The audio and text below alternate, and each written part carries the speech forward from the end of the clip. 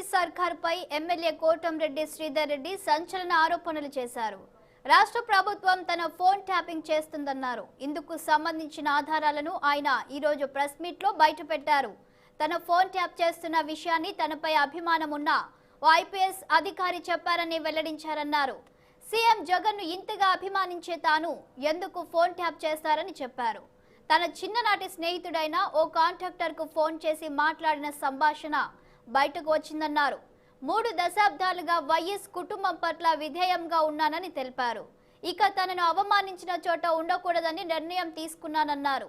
వచ్చే ఎన్నికల్లో వైసీపీ తరపున పోటీ చేయబోనని ప్రకటించారు. తనకు నటన చేతకాదన్న ఆయన మోసం చేయడం కుదరాదని పేర్కొన్నారు కోటంరెడ్డి శ్రీధర్ రెడ్డి. అంటే నాకు టీడీపీ వాళ్ళ నెంబర్లు ఉండవు సార్, చాలా నెంబర్లు ఎత్తుకోవాలా అంటే ఫోన్లు ఇదైపోయి మా వాళ్ళ నెంబర్లు అంటే ఉంటాయి కాబట్టి 30 నుంచి 38 ఎమ్మెల్యేలు మాట్లాడారు సార్, ఎంపీలు మాట్లాడారు సార్. ఏదో మనోడు చెప్తున్నాడు నరేష్ గారు, రామనారాయణ రెడ్డి గారు ఫోన్ గురించి ట్యాప్ చేశారు. ఇప్పుడు బయటపడ్డానండి, నేనేం బయటపడ్డాను, నేను చెప్పింది ఇప్పుడే కదా, ఇప్పుడు దాకా ఇప్పుడు మాట్లాడాలి కదా. ఏమంటే నేను ఎప్పుడైనా మాట్లాడానా? ఇదే కదా ఫస్ట్ టైం మాట్లాడుతున్నది.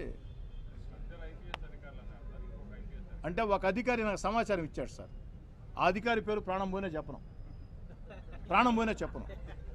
ఈ అధికారి నాకు నేరుగా ఫోన్ చేసి ఎమోషనల్గా బెదిరించబోయాడు కాబట్టి, ఆ అధికారి సెల్లోంచి నాకు వచ్చింది కాబట్టి, ఆ అధికారి రాష్ట్రానికే బాస్ కాబట్టి, ఇంటెలిజెన్స్ డీజీ సీతారామన్యాలు గారు రాష్ట్రంలో శాంతి భద్రతలు, ప్రజల భద్రత వీటి గురించి ఆలోచన చేయకుండా ఈ విధంగా రాజకీయ నాయకుడు అవతారం ఎత్తాడని.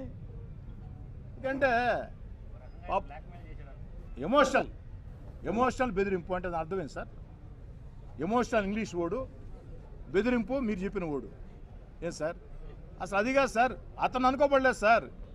ఒక ఇంటెలిజెన్స్ చీఫ్ నేరుగా శాసనసభ్యుడికి ఫోన్ చేసి ఆ విధంగా మాట్లాడినాడంటే